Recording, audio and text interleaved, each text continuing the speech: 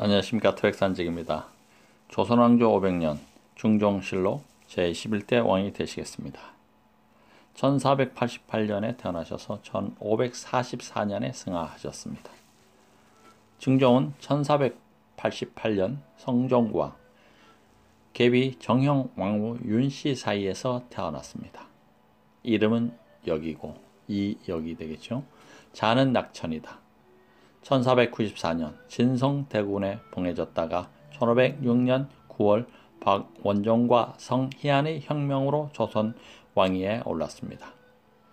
1544년 11월 14일 세자에게 왕위를 물려준 그 다음날 돌아가셨습니다. 시호는 공이, 존호는 희문소 무흠인성효다. 묘호는 중정이고 능호는 정릉인데 서울 강남구 삼성동에 위치하고 있습니다. 중종실록. 중종실록은 조선 11대 중종의 재위 기간 동안 역사를 기록한 실록이다. 하지만 105권 중에 인종이 즉위한 1544년 11월 16일부터 12월 말일까지 기록이 합편되어 있으며 모두 105권 102책의 주자본이다. 중종실록은 중종의 후계자인 인종이 즉위 8개월 만에 죽어 실록 편찬에 착수하지 못했다. 따라서 명종이 즉위한 후에 비로소 실록청을 설치하고 인종실록과 동시에 편찬에 착수하여 5년 만인 1550년 10월에 완성되었던 것이다. 편찬 책임자는 이기 정숭붕, 심여원, 연계상진 등이다. 유년친홍법이 아닌 주기년친원법을 사용하였다. 중종은 재위 기간이 오랜 탓에 다른 실록보다 분량이 매우 많다. 수록한 내용의 종류는 전대 실록과 큰 차이가 없지만 개별 사실에 대한 기술이 길고 비교적 상세하다. 이 중에서 경론이나 경학, 도학에 관한 논의는 내용까지 구체적으로 전개했다. 또한 사론과 세주가 많은 점도 특이하다. 사론은 곳마다 빠짐없이 실려있고 세주는 특기사항, 보충 설명, 방언과 제도에 관한 용어 설명 등이다. 그러나 기묘사화와 관련된 사실이 빠지거나 왜곡된 부분이 많다. 기묘사화 때는 사관이 비밀회유에 입시하지 못했다는 기록도 있다. 편찬 책임자도 정숭봉에서 심여원 2기로 여러 차례 바뀌었던 것이다. 중종실록 첫 번째 이야기, 위기의 연산군. 중종의 즉위를 도운 1등 공신 박원종은 박중선의 아들이다. 그는 무과에 합격해 한경북도 병마 절도사를 지냈다. 연산군 때 벼슬을 그만두었다가 루이인 월산 대군 부인이 연산군에게 능욕당하고 자살하자 복수의 기회를 노렸던 것이다. 박원종과 성희안은 한마을에 살았다. 성희안은 2조 참판으로 연산군의 복종에 불만이 있었다. 어느 날 연산군이 성희안에게 시를 지으라고 명령하자 임금은 본디 청류를 즐기지 않는다라고 지었다.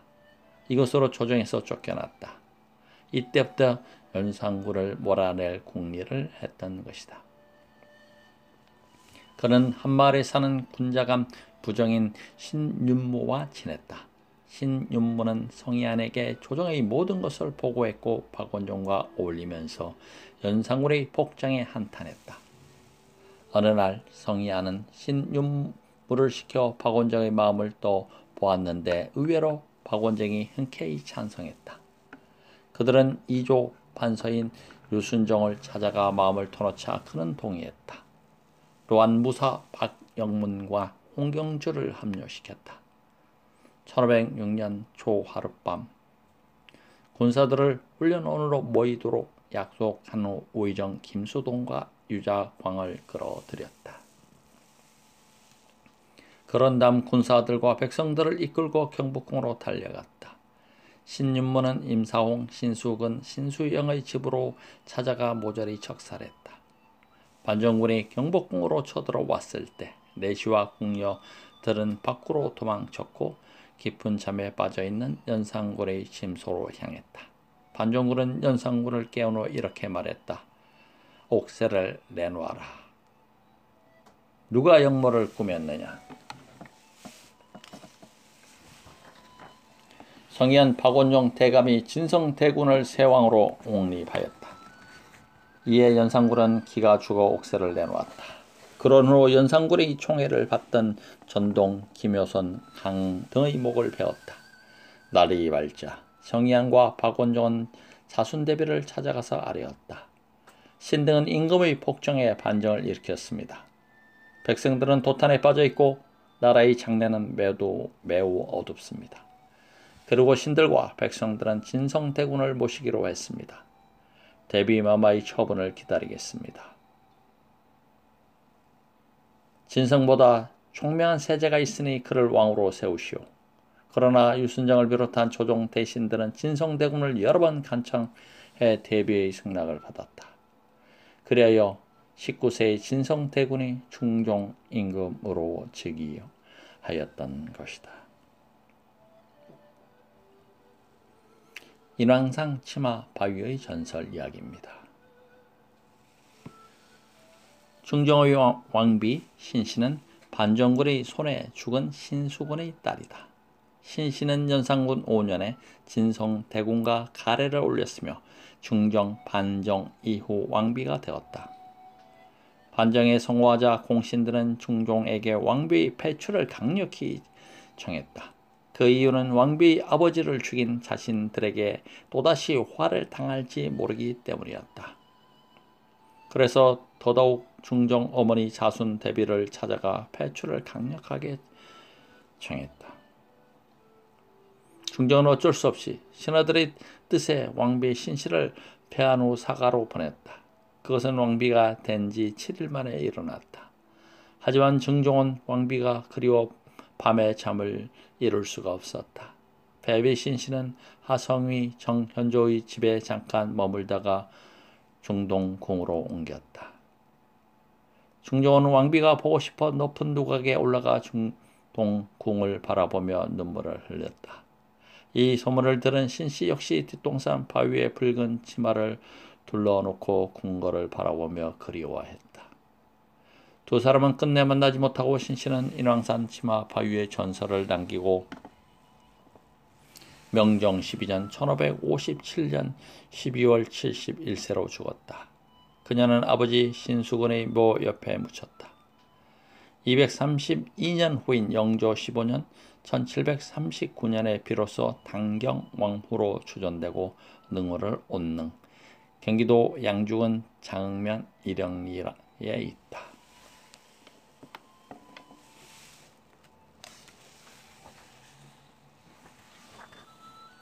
치마바위 감추린 야사. 중종이 보위에 오른 것은 19살이었다. 그렇지만 부인 신씨는 중종 반증 때 박원종에게 죽은 신수군의 딸이었다. 주기시를 마치고 부인 신씨가 울음 섞인 목소리에 중종에게 입을 열었다. 마마, 역적 딸이라고 내쫓고자 하면 상감도 어쩔 수 없을 것입니다. 어찌 섭섭한 소리를 하십니까? 그렇게 되면 임금 자리를 버리겠소? 어느 날 영의정, 유순, 박원종, 김수동, 유자광, 성희안, 유순정 등이 중종에게 나왔다. 상감마마, 신등이 고민해온 바 역적 신수군의 딸을 중종으로 둔다는 것은 당치 않다고 생각됩니다. 사직을 보존하기 위해서는 신씨를 폐하는 것이 옳은 줄 아뢰옵니다. 과인들은 경들의 덕분에 이 자리에 앉았소. 조광지철을 내쫓는다는 것은 옳지 못한다는 것을 알고 있지 않소. 이때 박원종이 아뢰었다. 상감마마의 용심을 충분히 이해합니다. 그러나 상감께서는 종사를 위해 사적인 생각을 버리셔야 합니다. 그러자 중종은 더 이상 듣기 싫다며 침전으로 들어가 버렸다. 하지만 박원종은 포기하지 않고 승지를 시켜 결단을 내려달라고 했다. 임금은 그들의 말을 듣지 않으면 또 반란을 일으킬 것 같았다. 더구나 밖에는 신씨가 타고 나갈 가마까지 대령하고 있었다. 중종은 자신을 원망하자 신씨가 울음을 그치며 말했다. 상감, 이 몸 때문에 용상을 버리시면 안 됩니다. 얼마 후 박원종은 자신의 처형 윤여필의 딸을 왕비로 책봉케 했는데 이분이 장경왕후다.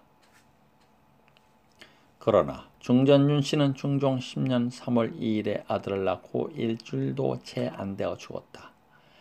이때가 패비 신씨가 궁중에서 쫓겨난 것도 10년이 되었다. 비록 박원종이 죽었지만은 임금은 다른 강신들이 더 무서워 단 한 번도 신씨를 찾아보지 못했다. 때마침 담양 부사 박상과 순창군수 김정 등이 영남 학자들과 교제하면서 박원종 등이 신씨를 패비시킨 것에 불만을 품어왔다. 장경왕후가 죽자 또다시 계비 문제가 나오자 김정과 박상이 나섰다. 이들은 후궁이 세력을 잡으면 나라가 어지럽다고 입을 몰았다. 따라서 후궁의 성격보다 패비 신씨를 복위시키는 것이 좋다고 했다. 이에 박상과 김정 등이 상소문을 올렸다. 신씨가 폐위된 것은 당시 박원종, 성희안, 유순정 등이 신수군을 죽이고 그 딸을 왕비로 두면 후일이 두려워서 그랬던 것입니다. 이제 장경 왕후가 돌아가시고 중전의 자리가 비어 있습니다. 전하께서는 이 기회에 신씨를 복위시켜 부부의 연을 잇는 것이 옳다고 생각합니다. 만약 수의 박씨나 다른 분을 왕비로 승격시키면 적통을 고수하는 종사로 볼 때 원자의 위치가 위태로울 것으로 사료됩니다.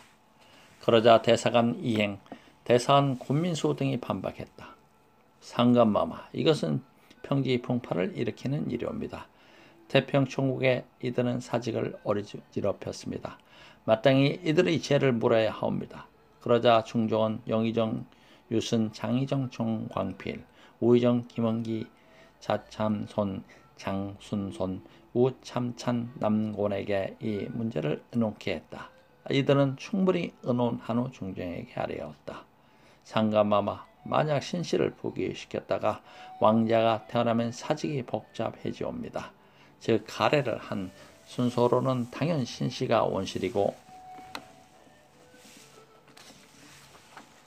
장경왕후의 소셋은 계실의 소생이 되옵니다. 박상과 김정 등은 사직을 가볍게 여긴 것으로 여기는 죄로 엄중히 다뤄야 합니다. 이 상소문으로 박상은 남원, 김정은 본으로 기양을 가면서 평지 풍파가 가라앉았다.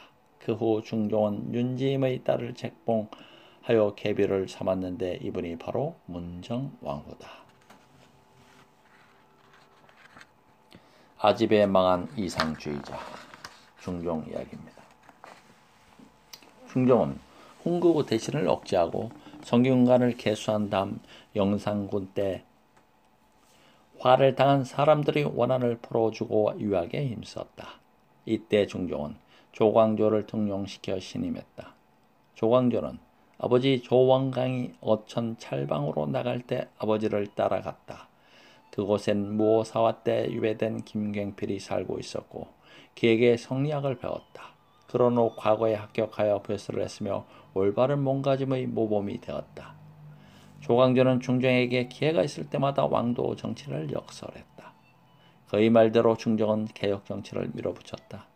또 전국에 소학을 보급함과 동시에 소격사를 벌였다. 1518년 조광조의 건의에 따라 혈령과를 설치해 한양과 지방의 참신한 선비들을 중용했다. 그러자 조광조의 신진 살인파들이 득세했고 훈구 세력들은 찬밥 신세가 되었던 것이다. 조광조는 대사헌이 되면서 공신이 멋대로 주어졌다며 없애적어 주장했다. 이에 중종은 유순, 김수동, 심정 등 20여 명과 54명의 4등 공신들을 공신록에서 삭제했다. 그러자 공신들의 반발이 심했고 중종 역시 살인파 대신들에게 실증을 느꼈다. 그것은 중종의 일에 사사건건 물고 늘어졌기 때문이다. 조광조 일파가 소격사를 없애고자 주장했을 때도 중종은 선뜻 들어주지 않았다. 그러자 그들은 임금의 승낙이 있을 때까지 대궐 문 앞에서 새벽까지 농성을 했다. 즉 조광조 일파는 자신들의 주장을 자신 있게 밀고 나갔지만 너무 과격했다. 그래서 염증을 느낀 것이었다. 사랑하는 신하와의 이별, 간추린 야사. 중종은 이상 정치를 위해 이조 판서로 안당을 임명했다. 그는 실력 있는 선비를 청거하는 것이 목적이었다. 이때부터 숨어있던 인재들이 줄을 이었고 조광조 역시 이 중 한 사람이었다. 청거된 젊은 피들은 사원부와 사관원에서 일했다. 과거 박상과 김정이 신씨 복위 문제를 논의하다가 대관들의 반대로 기양간 것을 문제 삼은 조광조가 목소리를 높였다. 옳은 일을 상소하는 충신들에게 대관들이 옳지 않다며 벌을 주는 것은 임금에게 상소하는 길을 막는 것이다. 그런 후 권민수와 이행 등을 파직시켜 기양을 보냈으며 이 장군을 대사관으로 김한국을 대사관으로 청거했다. 이 당시 젊은 학자들은 조광조를 중심으로 뭉쳐 있었다. 조광조는 학문이 높고 등망이 있어 벼슬에 나선 지 불과 3년 만에 부재하게 올랐고 그해 겨울 대사헌이 되어 임금의 신임을 받았다. 조광조는 부재학 재직 당시 만주 백관들이 결정한 여진 토벌을 한마디로 중지시켰다. 그러자 조광조는 판서 고형산이 거만하다며 그의 부하를 옥에 가두었다. 또한 대비가 소종이 알고 있는 소격소까지 혁신하였다. 이후부터 조정의 세력이 점점 조광조 쪽으로 집중되어 울로 대신들까지 꼼짝 못했다. 김원년부터 조광조의 득세가 심해져 살인파 정객들 간에 반목이 생겼다. 따라서 반대파들은 기회만 있으면 조광조 일파를 조정에서 몰아내기 위해 더더욱 굳게 뭉쳤다. 조광조 일파는 병인년 반정 때의 공신록이 엉터리라고 주장했다. 즉 이름이 적힌 공신들 대부분이 아무런 공도 없이 박원쟁에게 아부에 등재된 사람이라고 주장했다. 그 후 공신록에서 삭제당한 사람이 무려 70여 명이나 되었다. 이 사람들 역시 조광조 일파를 제거하려고 기회를 엿보고 있었다. 이 중에서 희빈 홍씨의 아버지 홍경주도 공신록에서 삭제되었다. 김원년 어느 날 중종이 희빈 홍씨의 초서를 들렸다. 그러자 홍씨는 벌레 먹은 뽕나무 잎을 꺼내 중종에게 보였다. 벌레가 먹은 자국은 주초유양이라고 하는 글씨체였다. 그러자 중종이 물었다. 희빈, 뽕나무 잎은 어디서 난 것이오? 후원 뽕나무 밭에서 주었사옵니다. 그러자 중종은 입직 승지를 불러 뜻을 물었다. 이 글을 본 승지는 깜짝 놀라 멍하니 서 있다가 말했다. 조씨가 왕위에 오른다는 뜻이옵니다. 다음 날 중종은 신하들을 불러 이것을 보였다. 그러자 한결같이 조광조를 가리키면서 역모를 꾸민다고 고했다. 곧바로 중종은 이자, 김정, 조광조, 김구, 김식, 유인숙, 박세희, 홍원필, 박훈 등을 체포하라고 명했다. 이 사건이 기묘사화이다. 이 사화를 두고 백성들 사이에는 자신들의 권력을 유지하기 위해 홍경주와 심정 등이 꾸며낸 것이라는 소문이 돌았다. 전국의 민심이 동요되면서 중종은 조광조 등을 풀어주려고 했다. 그러자 박백은, 정기야 등 무사들이 때를 지어 그들을 죽여야 한다고 선동했다. 이에 대사원 이항, 대사관 이빈 등은 조광조를 사형에 처하고 유생들의 등용문인 혈령과를 없애야 한다고 주장했다. 중종은 전국을 수습하기 위해 능성으로 귀양 보낸 조광조에게 사약을 내렸다. 그랬지만 다른 사람들은 섬으로 기양처를 옮기도록 명했다. 조광조 이야기였습니다. 중종실록 11대 이야기를 여기서 마치도록 하겠습니다. 감사합니다. 태백산직이었습니다.